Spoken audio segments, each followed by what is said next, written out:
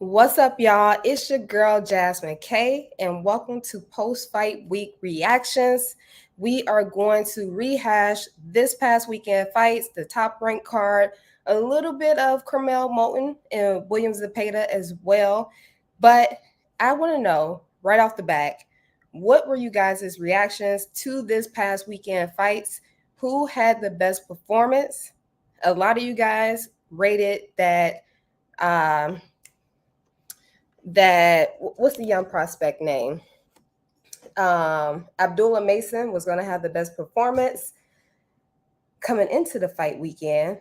Y'all let me know if that's the true and if you guys still feel like he delivered and he was the best performer in this week's fights.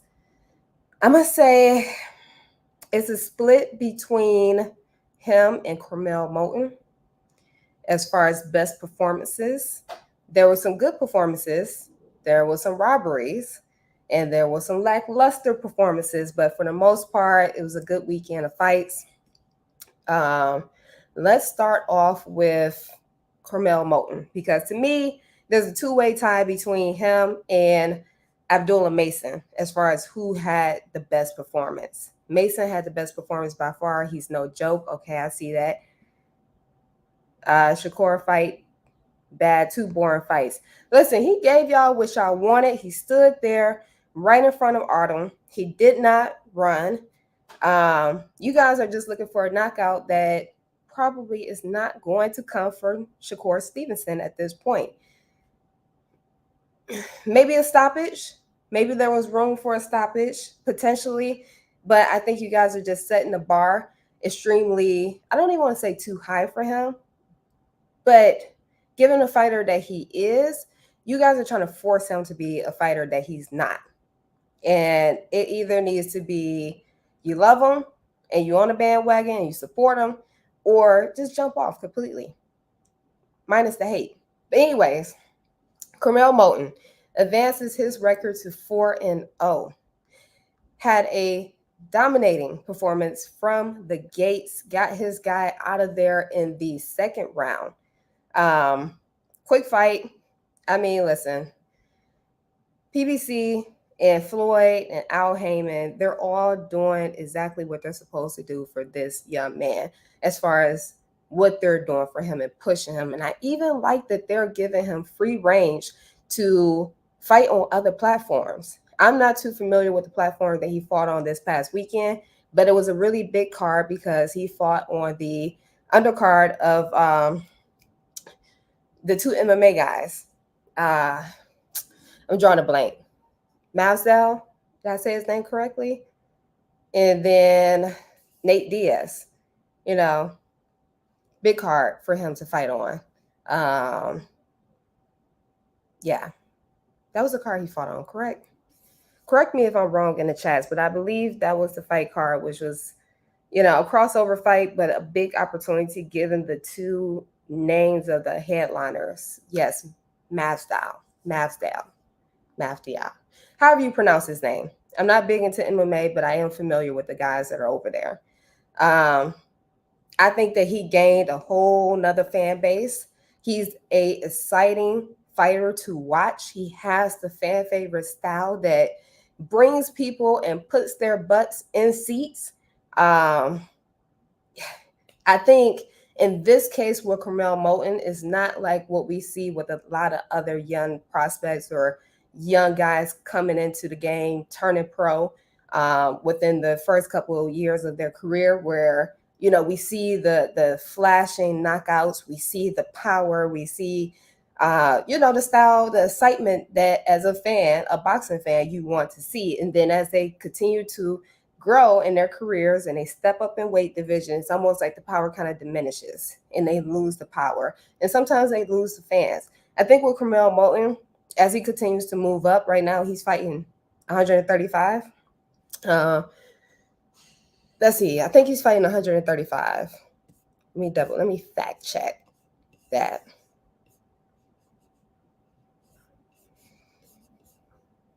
Let's fact check real quick. Yeah, 135.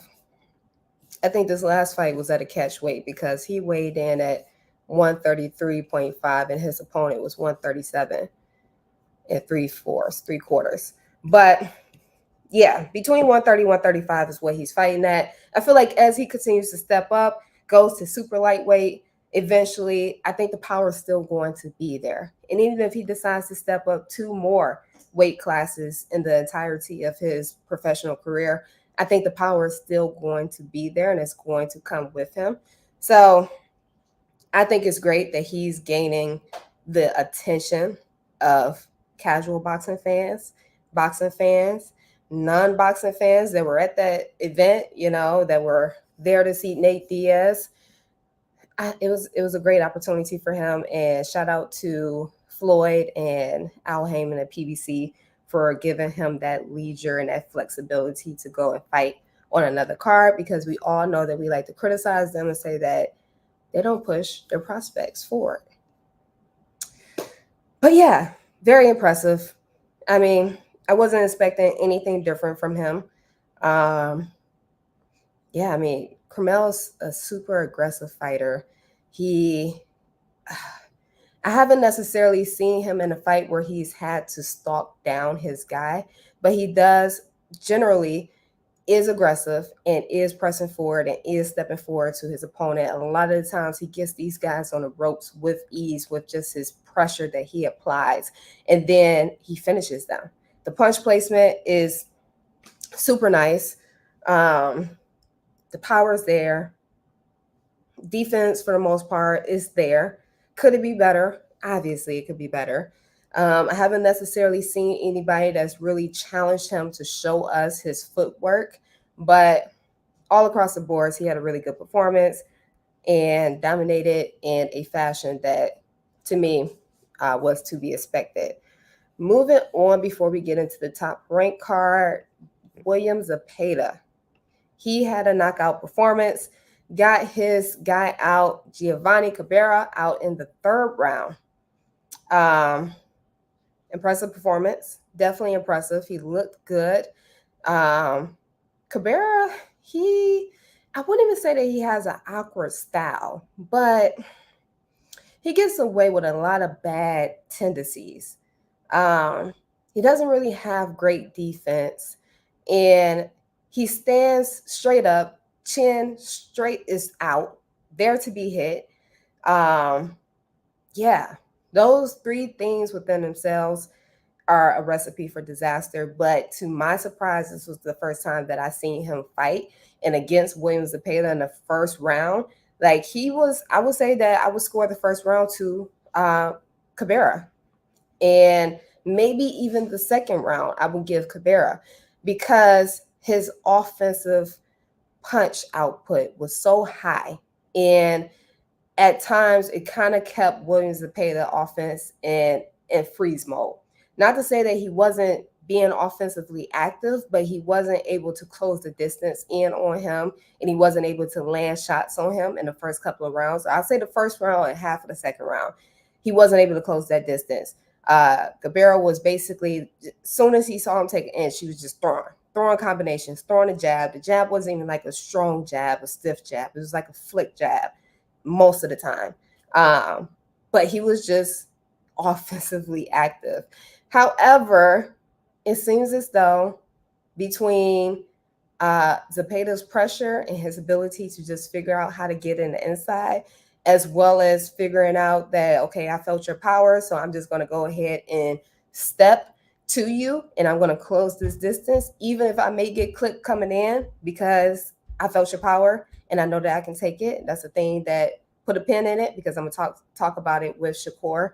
But yeah, by the half of the second round, I feel like Zepeda was closing in on a distance.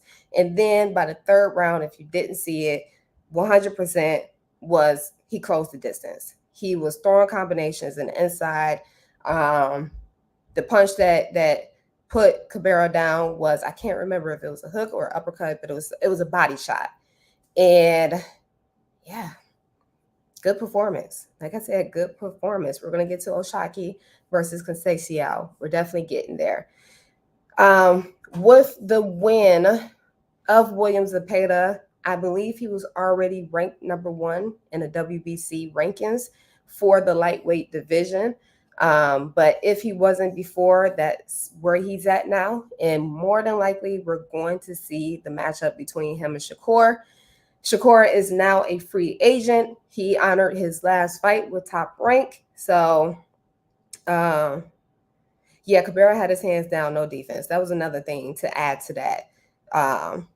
Outside of not having defense at all, chin straight in the air, standing straight up, his hands were down majority of the fight.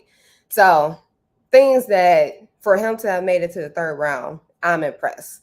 For the fact that I think he was undefeated at that point, or maybe had one loss, he had one other loss to that point. Impressed. But yeah, anyway, Shakur is now a free agent. He seems as though he's going to stay on the track of being a free agent and signing fight deals, short-term fight deals with these different promoters and stream networks. But I think that him and Zepeda will be the next fight. However, there are talks on the other side of that. We already know that Shakur has been calling out Tank, and he really wants to fight with Tank. After Tank's performance, I said that it would be smart for Tank to go ahead and to fight Loma first and then to fight Shakur afterwards. But it seems as though I don't know, I can't really tell, because you've got Coach Calvin talking about Loma and, what studying film on him and what he doesn't do and how this is going to be a dominating performance versus Tank. But then on the flip side of that, you see where they're talking about Loma potentially is going to step aside so that the Tank and Shakur fight can happen and he can get the winner. So I'm not sure how things are going to play out. But between Tank and Zepeda, I think that those are going to be fights in the very near future. So while we're talking about Shakur, let's get on Shakur Twitterson, as he called himself, in the ring on the back of his shorts this Saturday. I mean, outside of getting the knockout, he did what he said he was going to do. He stood there right in front of Artem. He didn't run, he controlled this fight from the start to the end. He did everything that he said he was going to do except for the knockout. I don't think he ever told us that he was going to get the knockout or get the stoppage. There may have been room for him to get the stoppage in the middle rounds of the fight. But, I mean, at this point, we know what type of fighter Shakur is. So he didn't run, and that wasn't good enough for you guys. He stood right in front of his guy. His defense is immaculate. So, a guy who's that defensively sound where another guy can't necessarily touch him and affect him, it is what it is. Whether that's exciting to you or not exciting to you, in technical fighting, what more could you ask of a fighter? He just doesn't have that power that you guys want from him. And I think we need to have a serious discussion, and maybe we even need to have a fan intervention where we accept the fighter that Shakur is. Shakur is a technical fighter. Shakur has a high IQ. He comes from, as he says time and time again, he comes from the school of hit and not be hit. Y'all want him to bang and he's not going to do it. He said he was going to do it, but at the end of the day, I feel like natural reaction is for him not to get hit. And this time, he managed to not get hit and touched up as much and not run at the same time. So, again, I ask, what more do y'all want from my guy, Shakur Stevenson? He also said at the end of the fight that you're going to get great performances out of him and you're going to get the best out of him when you put him in a ring with the best guys. A lot of you guys say that he is not ready for Tank. And my question is, who is going to get him ready for Tank? In you all's book, who's going to get Shakur ready for Tank? I I compared the potential matchup that he had that prepares him the best way possible, being the fight that he had in Valdez. And that's not to compare Valdez's power with Tank, but when you talk about a puncher, to this date, that's the biggest puncher that he's faced. And based on that, I would say that to a certain degree, that has prepared him as much as he can be prepared to fight Tank. I feel like Ryan Garcia wasn't prepared to fight Tank. Um, Pitbull wasn't prepared to fight Tank. I mean, you go down the list. Frank wasn't prepared to fight Tank. Who did Frank fight that prepared him to fight Tank? And y'all gave Frank a chance. I even said that he had a fighter's chance, but I knew he was gonna lose. So it's okay. Y'all still are saying he's not ready for Tank. Why? Because it would be like when he fought De Los Santos, run around that ring. Okay, I'm going to go back to when Tank fought Pitbull. Did Tank not fight the very same fight that Shakur fought against De Los Santos? Go back and watch it. He fought the exact same fight, which y'all consider Shakur to have been running from De Los Santos, is exactly what Tank did with Pitbull. There were times where Pitbull had Tank against the ropes, and you thought Tank was going to sit there and trade with him against the ropes? Hell no. Tank quickly pivoted out of there, got his ass out the way and back in the middle of the ring. He was slipping punches. He was rolling underneath punches. He was pulling back. He was using his feet. He was using the ring.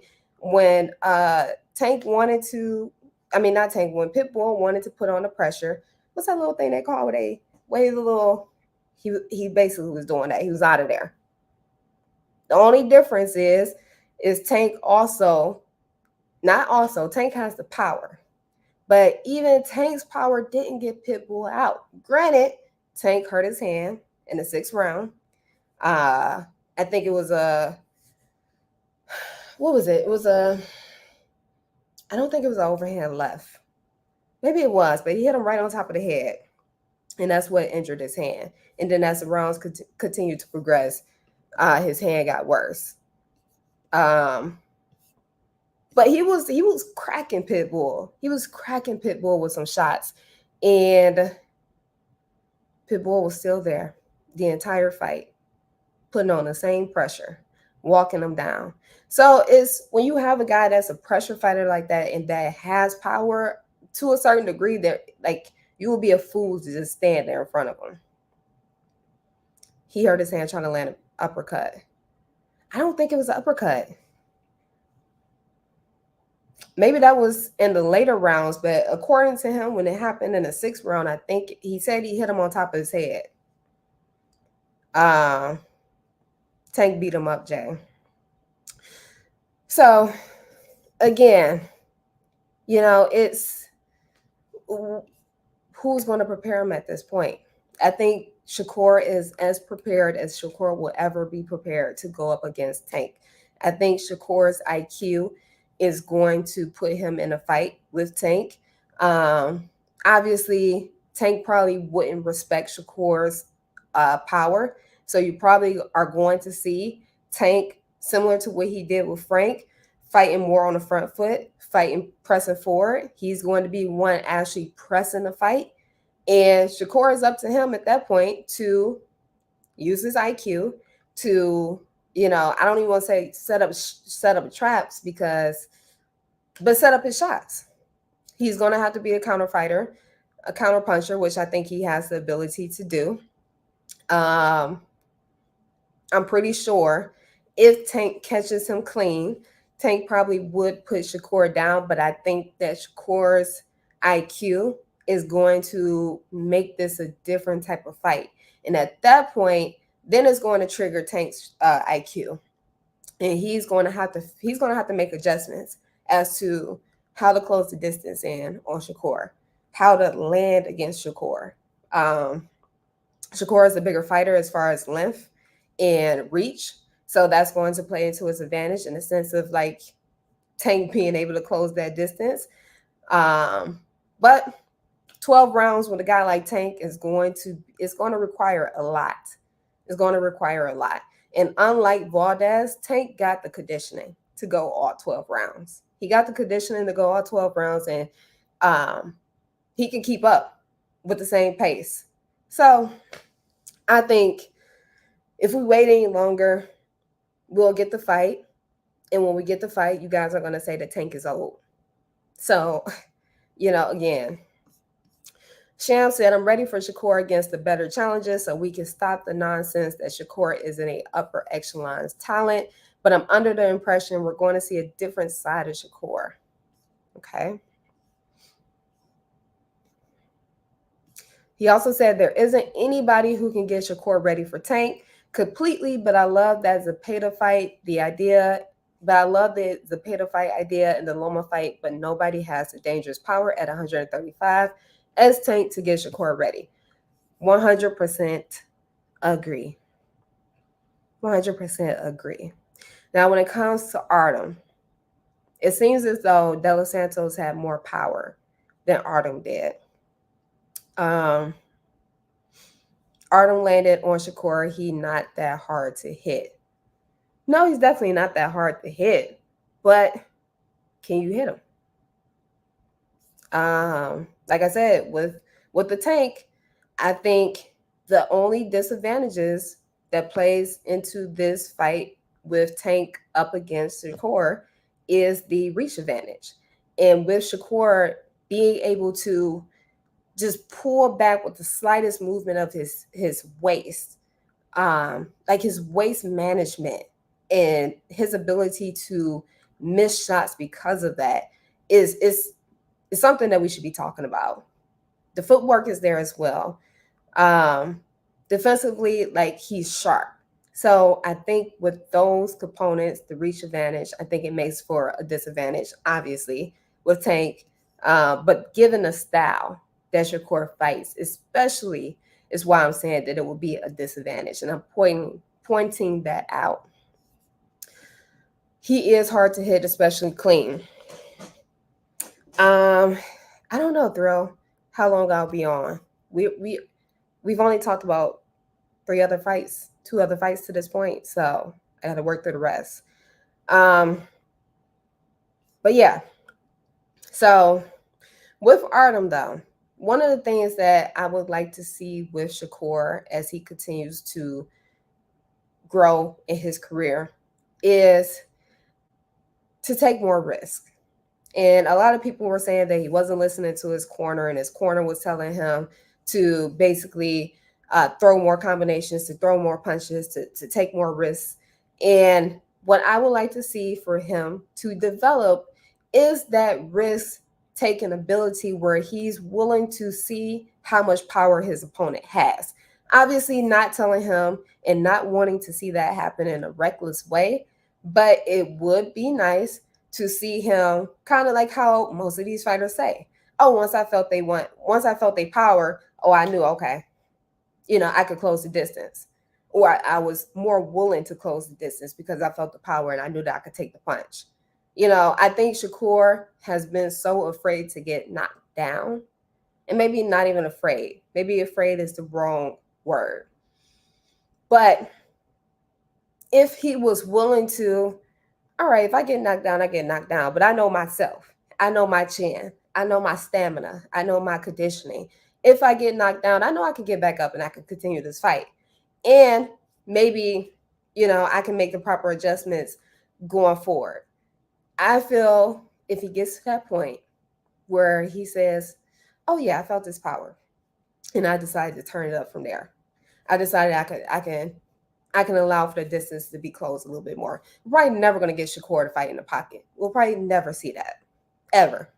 But would he have been more willing to exchange if that was the case? And he did exchange. But would he have been more willing to be offensively minded, even more than what he was? Possibly.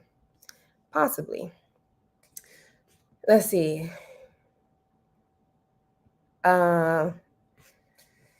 Jay Chef, my thing is this. If you late to work, by all means, blow that stop sign. But if you got 20 minutes to spare, you don't you're going to look like a real idiot getting pulled over. Okay. I see where you're going with that analogy. Basically, if you don't need to do it, why do it? Pace yourself out, right? Is that what you're saying? And that goes back to what I said last week. If you're in a situation, if you're a fighter in a situation where you can beat a guy easily, you don't have to pull every trick out the bag to beat him, then why do it? Get the win. Look good getting it, but do what you got to do and then move forward.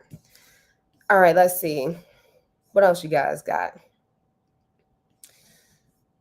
Sham, nobody is going to admit this, but there's going to be a point in the Shakur fight, in the Shakur fight, Tank will be low key, I don't know, frustrated. Rephrase that for me, Sham. Does Shakur move to 140 for better challengers if he can't get the Tank fight?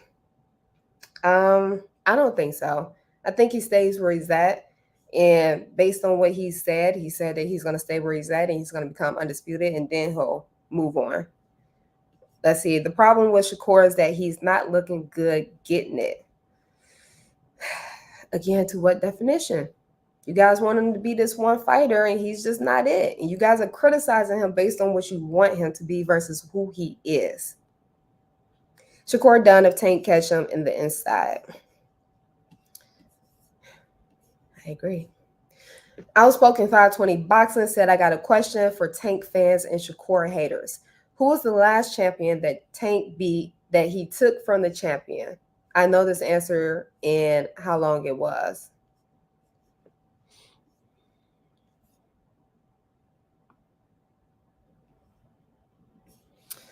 Let's see. I don't know that answer.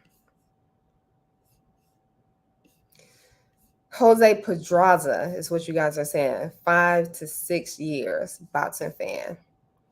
Why you got to say that? I was trying to read it, Sham. I couldn't quite decipher. VABBC 215 says Shakur is weak at 140.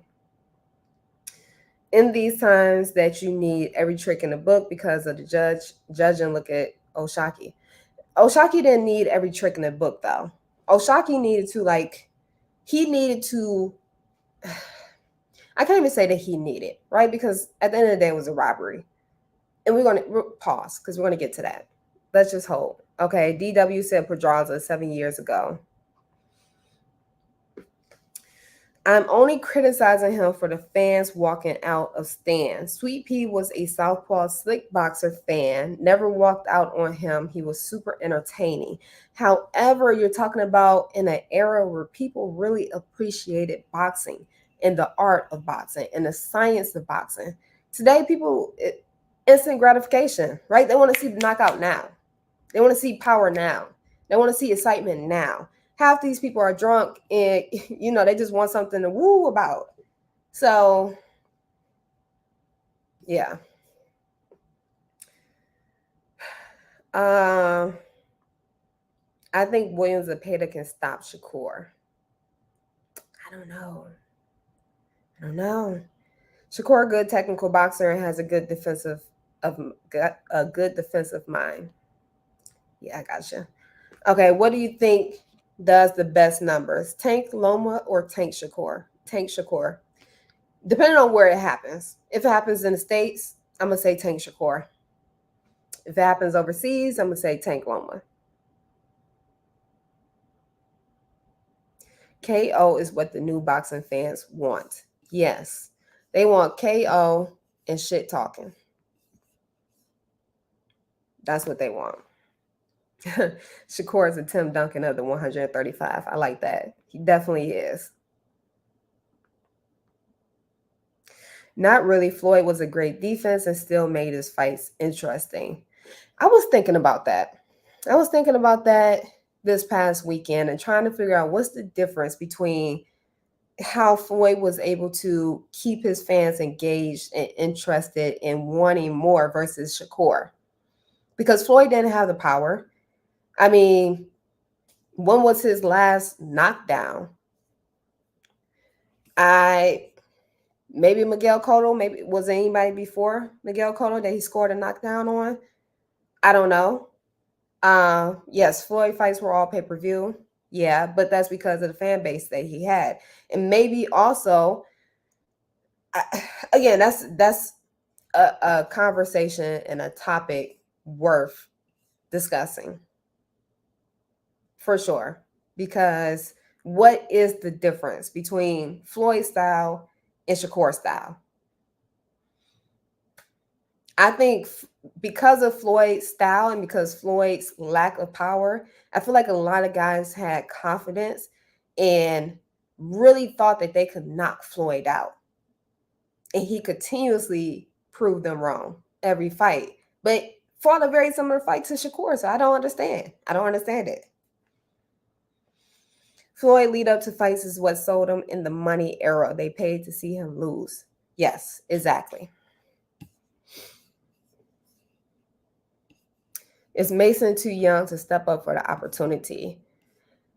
Step up for the opportunity to fight who?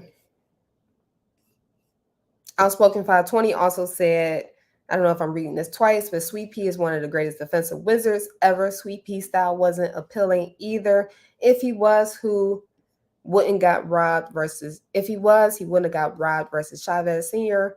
and De La Hoya. Floyd has to be the villain to get popularity.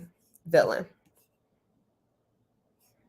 Yeah, look, young Floyd was knocking shit out, right? But when he moved up, Floyd finished his career at 147. 147, I don't think he went up to 154. But yeah. I'm not sure if De Los Santos punched harder than Valdez. Neither one of them really was able to land much on Shakur. Just like now, Tank, everyone pay to see if he takes a L. I don't know. I feel like Tank is a little bit different. I feel like a lot of people pay for Tank to get the knockout, not for him to take a L. I think a lot of people know his fights are going to be exciting, one, and he's going to bring out the celebrities too, which was a thing that Floyd did. Floyd brought out a lot of celebrities. So I definitely feel like that's the difference between Tank and his star ability to draw fans in is he's an exciting fighter. I'm pretty sure like if we broke down how many people bet on Tank or, feel more inclined to bet on Tank for a knockout, I know people that have won crazy money betting on a knockout with Tank. So I think people watch because of that. And then also people go to the fights, I feel like because of like the atmosphere that he creates, the fight week atmosphere that he creates. It's almost like what I've heard is like red carpet.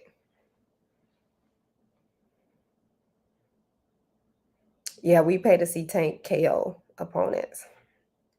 He fought Cotto at 154 and Canelo at 152. Okay, his only two fights north of 147. Yeah, he knocked Cotto down. And Cotto was, I feel like towards the middle and end of his career was infamous for running into shots. I don't hate Shakur, but he was talking all this, and even on the fight, he was telling his corner, he was going to stop Buddy, and nothing happened. Maybe he felt like he had his opponent weak. Maybe he felt like he had him weak, and Artem just had that will not to go down. Yep, Tank got it. He can fight and bring out people to his fights. That's because Mayweather wasn't scared to fight the best, and he wasn't scared to move up in weight. Agreed, but there is the argument that, Floyd fought people on his turn. Floyd fought people on his turn. Kind of in that sweet spot where it was like they weren't exactly too far from their prime and they weren't too close to the prime. Okay, moving on from Shakur, let's talk about O'Shaki. Oshaki versus Conceição was robbed. Was robbed. I'll admit I checked out of that fight midway through because I thought Oshaki had it, and it seemed as though every single round was being fought the same. So I kind of checked out. And when I came back in the 12th round into the decision, and they said that when it was a split decision, first of all, when they called out the cards, they were calling out, let's look at these cards. I think it was 113, 115. Let's see here, because that was wild. All right, let's see. So they had, one judge had it 112 to 116. Another judge had it 116, 112. And then the last judge to give the split decision to Robson Conceição had it 113, 115. My mouth was literally on the ground for like a whole 5 minutes. I could not believe it. I could not believe it. And I've been trying to figure out, and I've been scratching my head to figure out why. What was the benefit? What benefit did everybody gain for Robson Conceição to be the new title holder? I can't fathom. I can't fathom.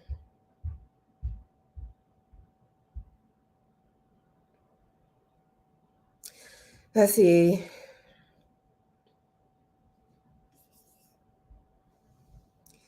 Oshaki ran off that right, like red wine. Depot took his chain. Nah, that was definitely a rep. Yeah.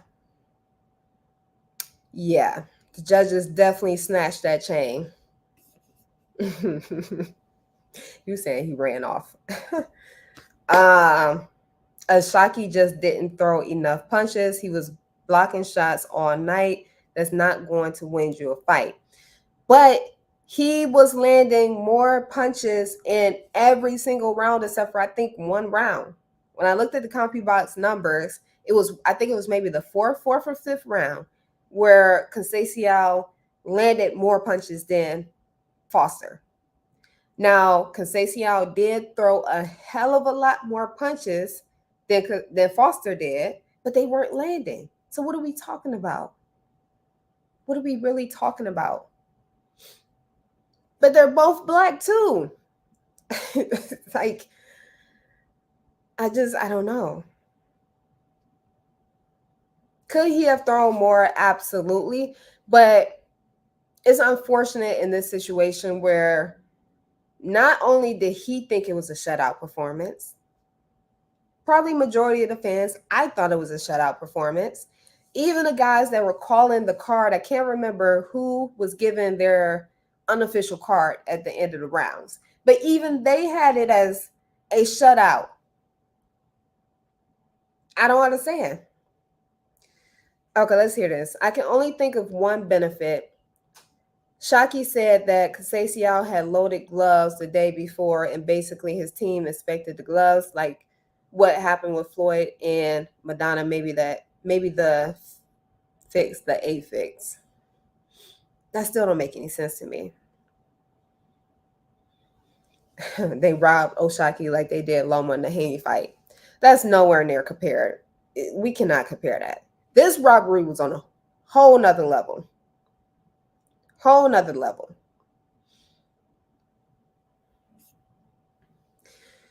So my thing is, since when do you throw 500 more shots and miss 700 shots in total? And these aren't the exact numbers, but since when does that win you a fight? I don't understand it. I don't understand it. I don't know if this was something behind with the WBC. Maybe they wanted to see Rob Conceição win. Maybe it benefits them in being able to set up future fights. Again, I don't understand. I don't know. The last time that Conceição fought for a WBC title was against Shakur. Before that, he fought Oscar Valdez. This is all for the WBC. Outside of that, he's never fought for a WBC title. Outside of those 2 fights and then this past Saturday, that 3rd fight. So again, where's the benefit at?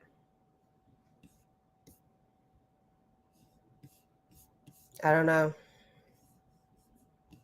I really don't know.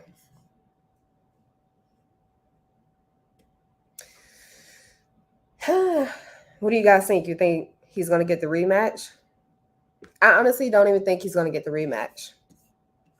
I'll be surprised. The way, obviously, politics is in a way here. Politics is taking the main lead role in this. So if we continue to go down that road, politics says that he's not going to get the rematch, because if I had to come up with a reason, it would be the fact that Foster is one last fight before his contract is up with Top Rank. And Rob Conceição, I believe, is a top-ranked fighter. So you think that they're going to give him a rematch and he potentially wins the rematch versus Rob Conceição, then he walks away? I don't know about that. But I want to know, based on his performance, O'Shaquie isn't a bad fighter. He's not a bad fighter. But based on his performance and based on the fighter that he's proven himself to be to this point, I still stand true in saying that Lamont Roach will beat him. I still hold true in that.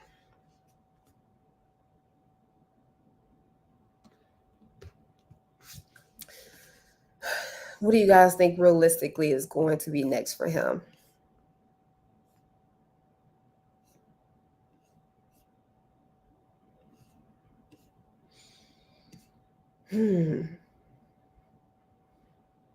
Outspoken 520 said that he can tell us why O'Shaquie lost.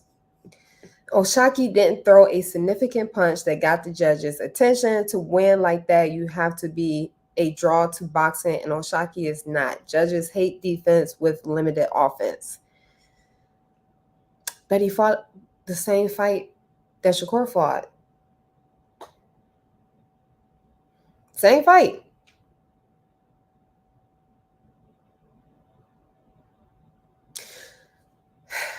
I don't know.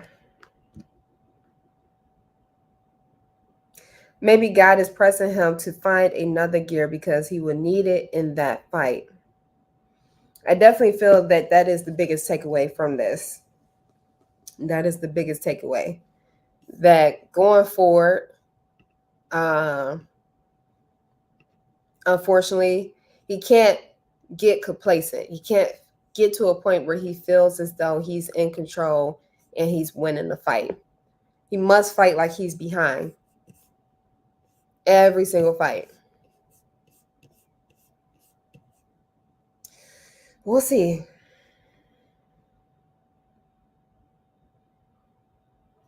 We'll see. You said O'Shaquie actually was more dominant.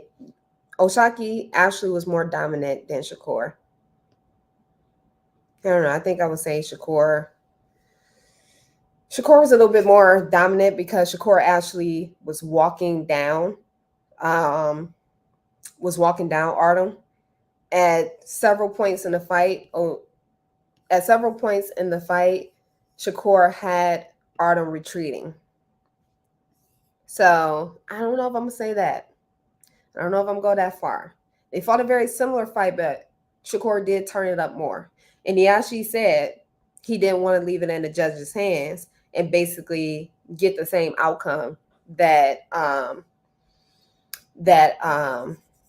Foster got. All right, y'all. Okay, let's go in. Next couple of fights. We had Keyshawn Davis. Keyshawn Davis advances his career record to 11-0. Had a performance that I was expecting. At this point, I said Keyshawn is the type of fighter that likes to stand in front of his guy. He likes to fight in the pocket. You know, a style that I would say that when you look at the majority of black fighters, that's not typically the style that they fight at.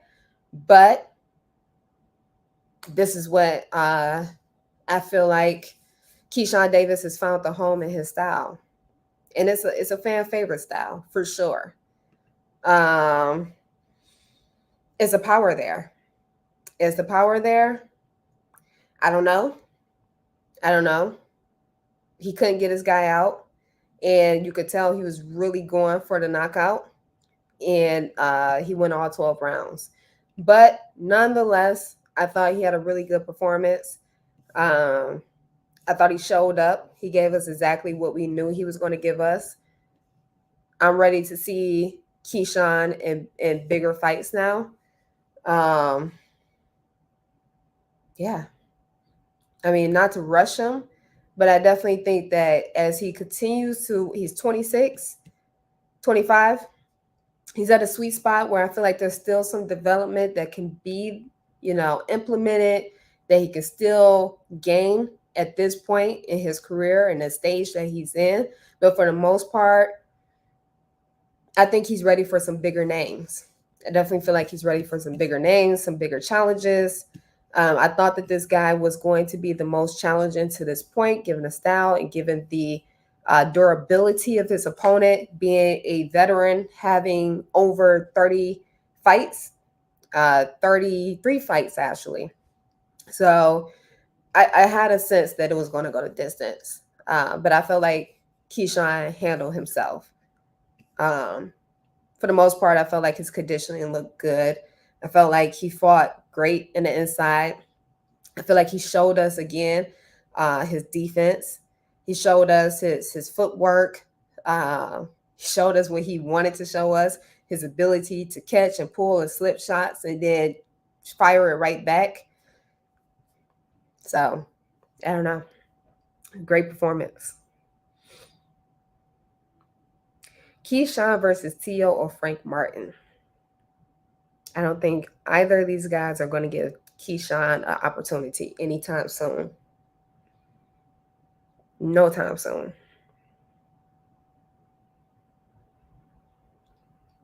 That guy Chin was incredible. I do think Keyshawn has a little pop. Yeah, point taken. I'm a little skeptical of the power too, but I think it's there. Doesn't have his man strength yet at 25. Needs to throw more body shots. Yes, definitely needs to throw more body shots.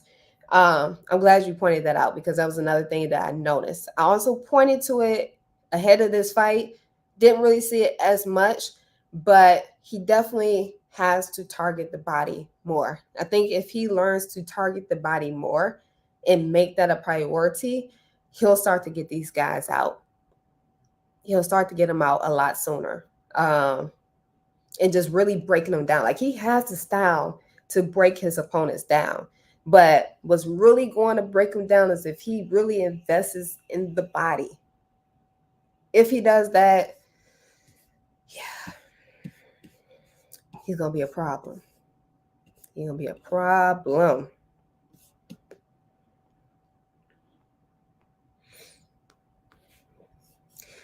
I got him whooping Shakur. I definitely don't have that happening. Shakur will win off points on that fight because Keyshawn is there to be hit. He is there to be hit. He has good defense, but he's there to be hit. They're not going to fight each other anyway, so there's no point in talking about it. Yeah, Shakur and Keyshawn are best friends. They already said that they're not going to fight each other. Exactly.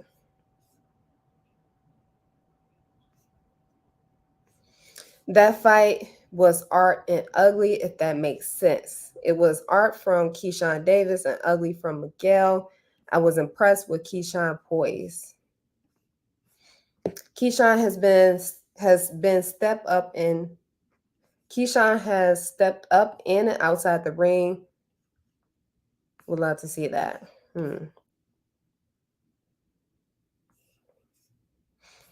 Keyshawn versus Frank, that is. Yeah, I don't think Frank is gonna give him that win, especially coming off the loss from Tank. I thought Frank fought himself into bigger fights, post fighting with Tank. So him taking a fight with Keyshawn, not to knock Keyshawn, but it would be a step backwards. I appreciate it. L. Summers for president for buying a badge. Much love. Much love. Can't lie, Keyshawn has gotten better with each fight. Yeah, he's starting to you can tell that he's starting to, with each fight, he's actually taking that experience and he's putting it in his back pocket. So as long as he continues to get fights that give him different looks, that gives him different styles, that forces him to, you know, be even more multi-dimensional, I think yes, with every fight he continues to soak up the experience and he's going to continue to get better. I feel as though what I hope from this fight is that this is a guy that I could have gotten out, and the way that I went about it obviously didn't work. So maybe I do make the adjustment, and now I'm a little bit more focused and more conscious about going to the body as much as just going up top. So we'll see. He looked good, but he also looked a little drained at 135. I don't know. I thought he looked good. I thought he looked like he had been ready for this fight. To me. All right. Moving on to, did I miss anybody? We talked about Zepeda, Moulton, Shakur, Foster, Keyshawn, and then I think Abdullah Mason is the last guy. Thoroughly impressed. Thoroughly impressed with Abdullah Mason. Al Summer, for president, said, I still want to see Keyshawn versus Frank Martin. Me too, but I don't think that fight happens anytime soon. Frank has more leverage at this point. I don't think we get that anytime soon. But yeah, Abdullah Mason, explosive performance. Got this guy out of there in 3 rounds. Coming into this fight, I said that I wanted to see how his power matched and compared to other guys in the division. That being Duke Reagan and is Duke Reagan lightweight or is he super feather? Either way, his opponent went up against Duke Reagan, went all 12 rounds, and his opponent also went up against, let me see here.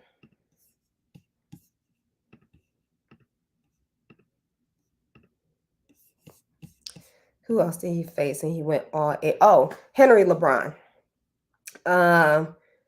2 tough fighters, 2, up and coming names. I thought Henry LeBron had a really good performance. His last fight ending out last year. We haven't seen him back yet since then, but the power's there. The power seems to be real. Not only his punch power, but the placement and the power that comes with placing the shot in the right spot. The speed is there. I mean, the shots that he was landing in the inside, the short punches that he was connecting with, the speed is there. The power is real. Abdullah Mason has my certified stamp as the real deal because he is the real deal. And although he is only 14-0, this is the guy that I don't think needs to have 30 fights on his resume for him to be okay. Now he's the real deal. Now it's official. Now let's make the biggest fights happen. I think there's no time. There's no need to rush it. He's only 20. Only has had 14 professional fights. But I think that he really only needs 5 more fights before he's in title fights. And 5, even 5 is a stretch. I think in a finish out this year, all throughout next year, the way Top Rank is moving him, he'll have 5 fights in 6 months. So I just feel like the young prospect is different. He's different. And while I would love to see them to continue to move him at the right pace to move him and match him in the right ways that are going to, pull something from him, force him to get better, test out his experience. But I really feel like he's there. He's there. Next few years, he'll be ready to go up against Tank. I say I'll give Abdullah Mason 2 to 3 years before he's ready to go up against the likes of Gervonta Davis. And I hold Tank at a very high standard. Definitely a generational type of fighter, as everybody says. But I think Abdullah Mason is right there. He's right there. He's not necessarily on his coattail yet, but in 2 years, he'll be on his coattail. For sure. Just don't call out Tank too early. Absolutely. There's no need to. He doesn't need to call out Tank, right? Like, he's garnishing the attention from his athletic abilities and from his performances without even calling anybody out, because the real can see the real. The real can see the real. The speed, the power, and he listens to his team. Yes. Tell us who wins. Tank versus Mason in 2027. Woo. Whew. Let me think on that. Let me think on it.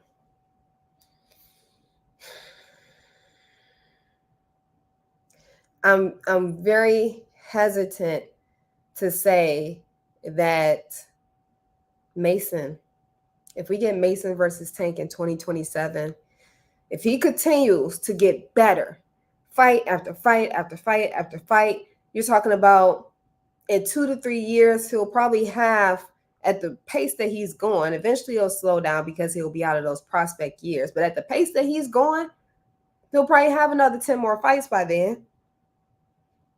I think that by that time, if he continues to get better, and God forbid anything happens, and he has this magnificent of a track to that point, I think I may give Mason an edge. Definitely. But the thing that I'll say that at that point Tank may have over him, because I gotta give you the real of both sides. Tank in a few years, if that fight happens, Tank at that point, based on how he says that he's now going about his career and he's challenging, the top guys, he's going after the titles, he is going after undisputed, he will have the experience over Abdullah Mason. At any point, at this point, he has the experience over him. And he also has the IQ over him. Abdullah is a great fighter. He shows us a lot of different intangible and tangible things. He definitely has, ring IQ. He has good footwork. He has good defense. He has good counter ability. You can see at a young age that the power is there. You can see that, his punch selection is precise. It's, it's up there. But I think that Tank does have more of an IQ. And I think that Tank, if he was to beat Mason in 3 years, the IQ and the experience, and also still having the power, I could kind of give him an edge in that. Either way, that's a fight that I definitely want to see. Definitely want to see. And that's a great question as well. Will Tank still be around in 3 years? He's been talking about leaving. That is valid. That is valid to ask. Well, guys, that is all I got for this post-fight reaction. Hope that you guys have enjoyed some of the stuff that we've talked about, the coverage from top to bottom with the most exciting fights that happened this past weekend. Please stay tuned. I will be going live again on Wednesday for Let's Talk Boxing with your girl, Jasmine K. That's me, yes. And then Friday, I'll be doing a pre, I don't even know what I call it. I'll be doing a fight week preview and prediction for what fight is that? I'm drawing a blank. There's just so much going on. For the Boots Ennis fight. So Friday at 7 p.m. Eastern time, I'll be doing a fight week preview and prediction for Boots Ennis fight, as well as Jaleel Hackett. I believe both of these guys are making their debut fighting under Matchroom.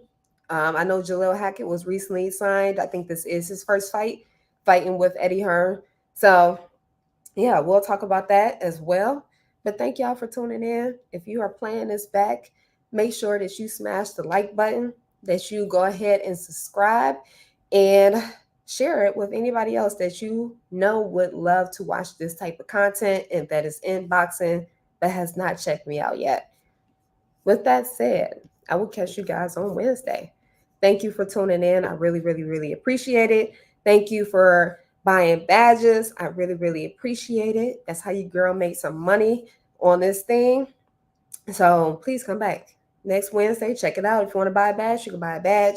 If you want to join me live Wednesday, you can either join me on Instagram or you can go to the link in my bio and you can join live and we can see your face and we can talk face to face through the computer on Wednesday. All right, y'all. That's all I got.